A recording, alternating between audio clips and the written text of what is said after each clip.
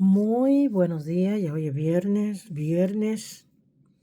23 de enero. Le damos gracias a Dios por su amor y por su misericordia.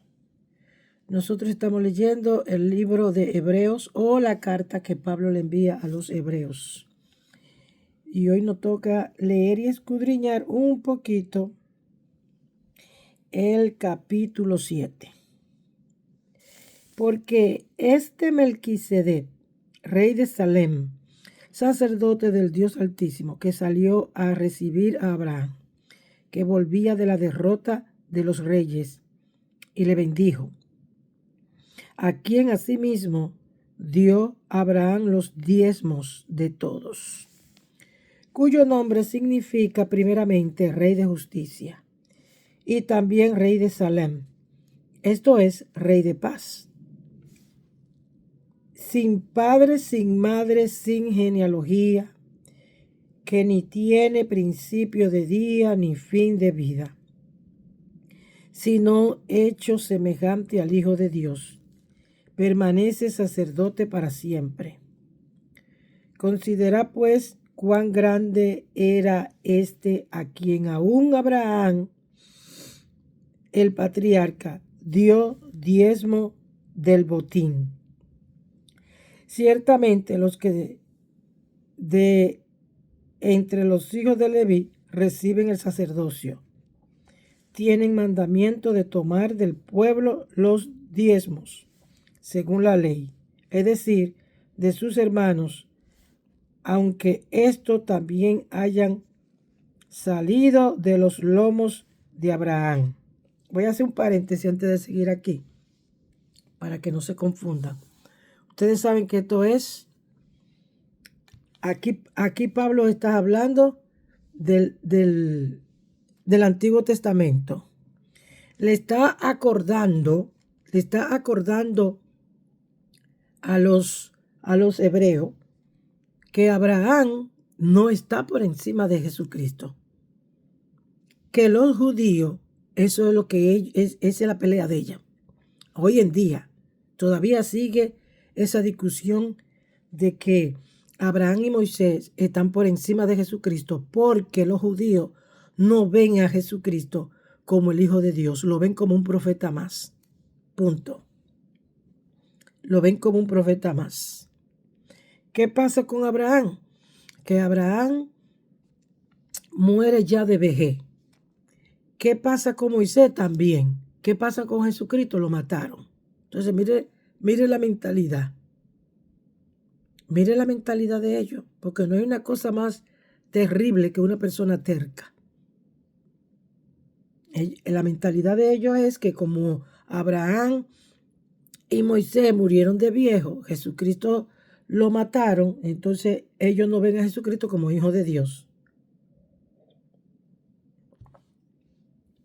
Esto es algo que es fácil de entender. Esto no hay que buscarle 5 patas al gato. Dice aquí, y si usted lo busca, si usted se va al Génesis, al capítulo, usted va al Génesis, usted lee el capítulo 3, el 6, capítulo 7, usted va a entender esto. Ahora, ¿dónde tenemos que enfocarnos nosotros? ¿Dónde tenemos que enfocarnos nosotros? ¿Qué pasó que Abraham dio diezmo? ¿Qué pasó? Hubo una guerra, y cuando hay una guerra, el que triunfa se queda con el botín. Y Abraham le dio el 10% del botín a ese sacerdote. Ahora yo le voy a decir una cosa a usted. ¿Qué guerra está peleando ese pastor para que usted le esté dando diezmo?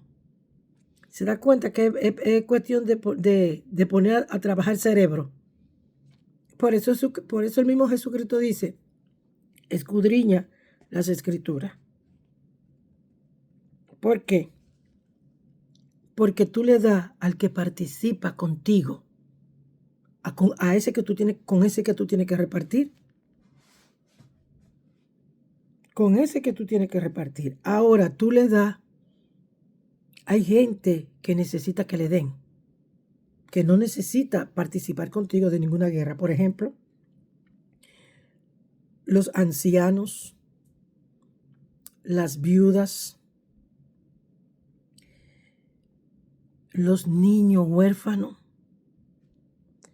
una persona que está en la cárcel, no te dice que le dé, te dice que vaya a verlo. Pero usted sabe que esa persona está prácticamente desamparada. Una persona que está en la cárcel, ¿qué puede hacer? Nada. Una persona que está en el hospital postrado en una cama, ¿qué puede hacer? Nada. A esos son que Dios le dice que le dé. Analícelo, ponga a trabajar el cerebro. Ponga a trabajar su cerebro. Vamos a seguir. Pero aquel cuya genealogía no es contada entre ellos, tomó de Abraham los diezmos y bendijo al que tenía las promesas. Y sin discusión alguna, el menor es bendecido por el mayor. Y aquí ciertamente reciben los diezmos hombres mortales, pero allí uno de quien se da testimonio de que vive, y por decirlo así, en Abraham pagó el diezmo, también Leví, que recibe los diezmos, porque aún estaba en los lomos de su padre cuando Melquisedec le salió al encuentro. Si pues la perfección fuera por el sacerdocio levítico, porque bajo él recibió el pueblo la ley, ¿qué necesidad habría aún de que se levantase otro sacerdote según el orden de Melquisedec y que no fuese llamado según el orden de Aarón? Porque cambiando el sacerdocio necesario es que haya también cambio de ley. Y aquel de quien se dice esto es de otra tribu, de la cual nadie sirvió al altar.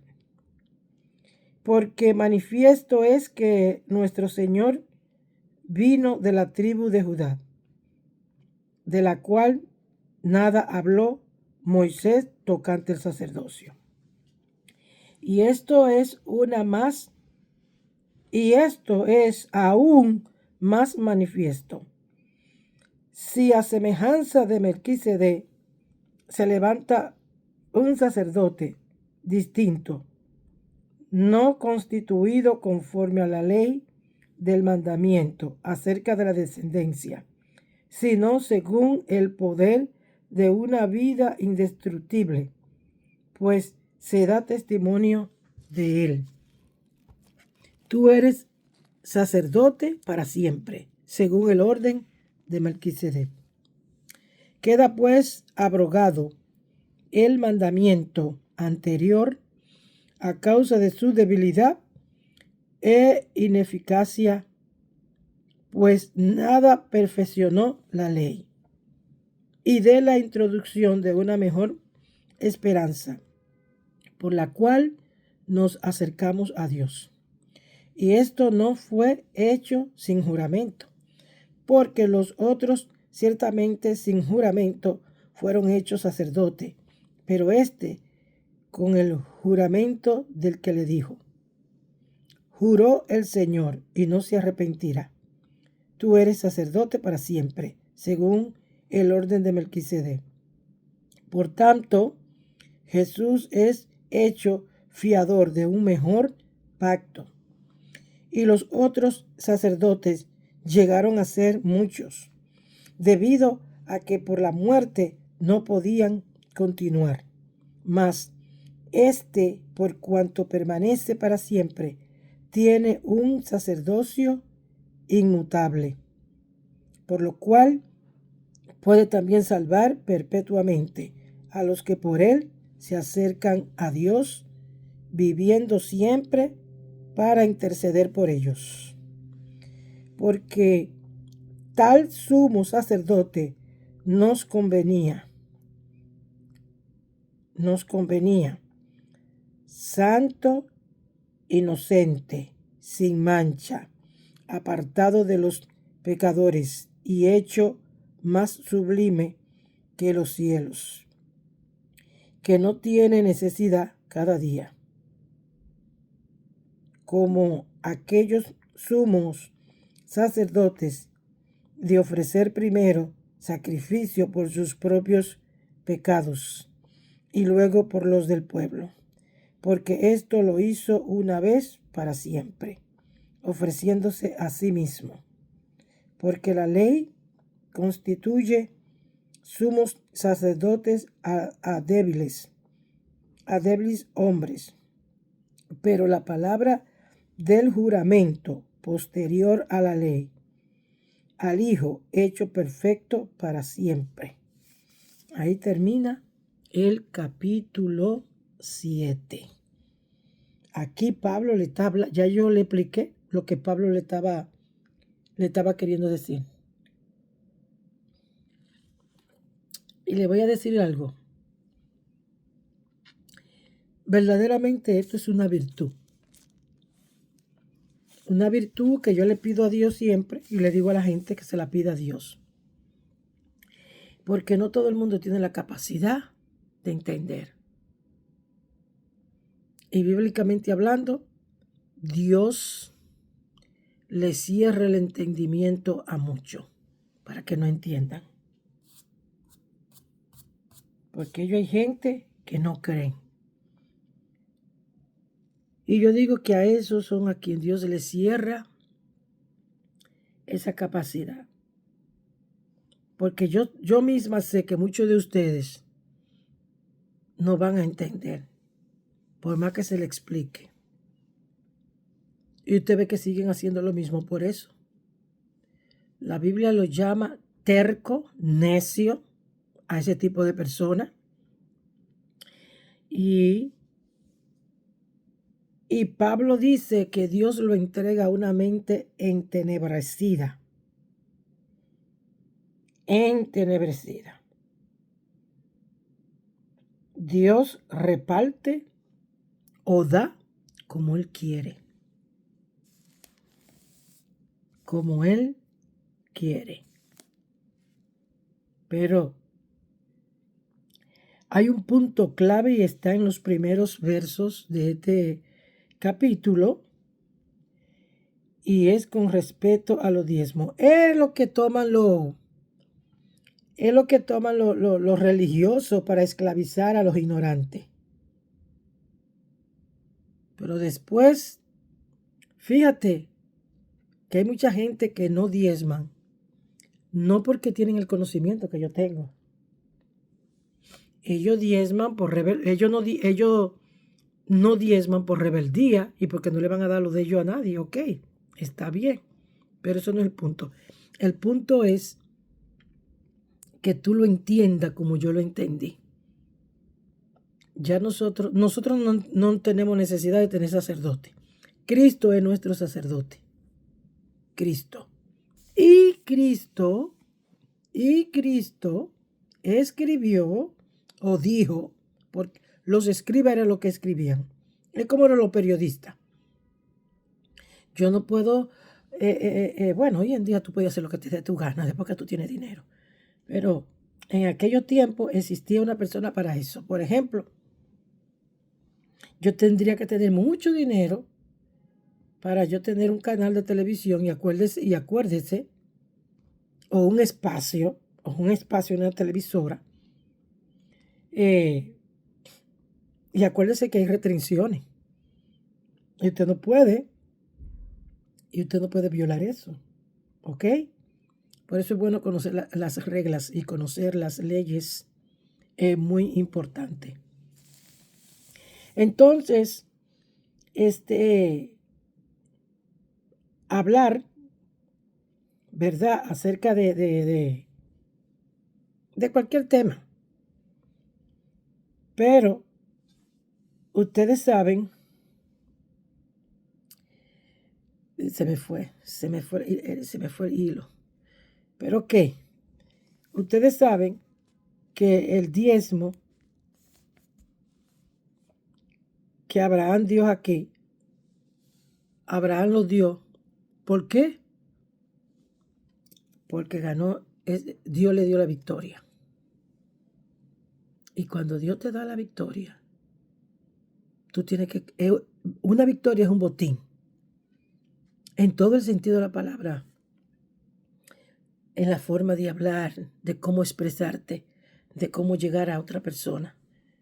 Entonces tú le das siempre el diezmo a Dios. ¿Pero qué tipo de diezmo? Cuando yo le doy a personas que necesitan, yo le estoy dando el diezmo a Dios. Por eso yo le digo, cuando usted vaya a dar algo, no lo dé en el nombre suyo, délo en el nombre de Dios. ¿Por qué? Porque Dios te va a recompensar eso. Ahora, si tú das para que vean que tú eres una persona generosa y que tú eres una persona buena, bueno, tú te estás llevando tu propia gloria. ¿Y qué pasa? Que a la persona que tú le diste, tal vez ni se acuerde. Malagradecida, malagradecido, porque así nosotros somos. Nosotros somos malagradecidos, desagradecidos somos. Entonces, por eso cuando yo doy, yo no le doy a la persona porque yo quiero darle, sino porque lo hago en el nombre de Dios. Y Dios me va a recompensar. Y Dios me va a recompensar. Tú sabes, muchos de nosotros, que hemos hecho mucho bien. Y hoy en día ni un mensaje te mandan. Pero lo que lo hemos hecho con el conocimiento de que eso agrada a Dios, de Dios viene la recompensa. Eso es lo que quiero que usted analice. Cuando usted da, porque es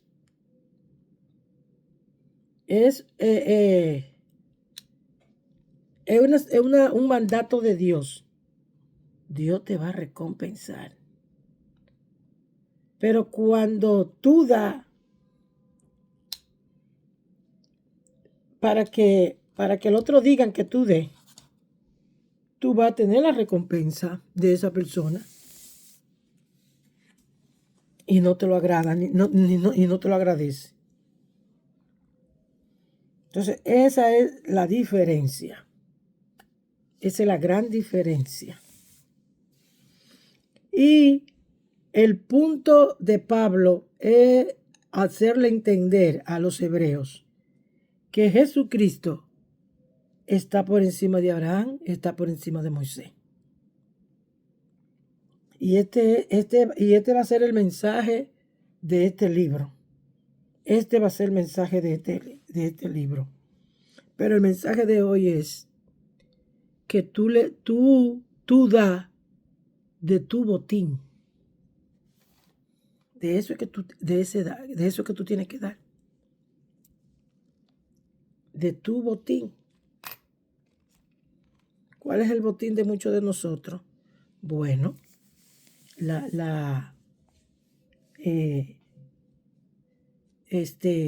cuando la salud, tú estás trabajando, tienes buena salud, claro, que si no te estás alimentando bien no puedes tener buena salud.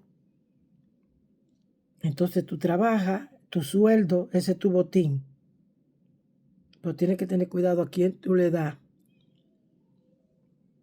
¿A quién tú le das? Eso de que tú vas y llevas los diezmos a la iglesia, mentira, es un engaño. Eso es una mentira, es una falacia. Eso no es bíblico, no está en el Nuevo Testamento. Nosotros no necesitamos sacerdote. Cristo es nuestro sacerdote. Cristo es nuestro sacerdote. Tú no sabes cómo conducirte, sigue este canal. Sigue este canal, que aquí te enseñamos cómo tú debes de conducirte. En ninguna parte de la Biblia dice que tú te vas a salvar dando diezmo y yendo a ese templo. En ninguna parte lo dice. Y siempre te lo voy a repetir. Mateo capítulo 25. Léalo. Ese capítulo te dice a ti, a la persona que tú tienes que ayudar. Que Dios te bendiga y nosotros seguimos mañana.